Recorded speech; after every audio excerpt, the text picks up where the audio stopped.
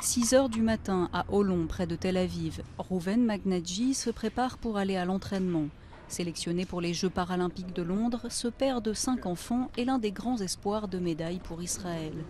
Au début des années 2000, Rouven, alors soldat réserviste, reçoit une balle au cours d'une mission en Cisjordanie.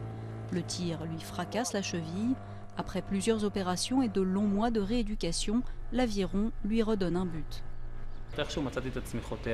Je me suis retrouvé sur un bateau sans trop savoir comment, je ne sais pas ce qui m'a amené là, mais j'ai trouvé ici une sorte de calme, de paix intérieure et de contrôle sur ma vie. 25 athlètes israéliens sont sélectionnés pour aller à Londres, un événement attendu avec impatience.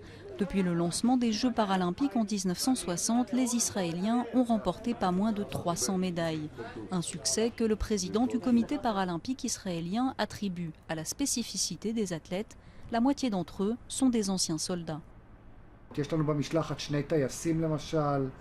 Nous avons 2 anciens pilotes de l'air et plusieurs membres d'unités combattantes d'élite qui ont été blessés.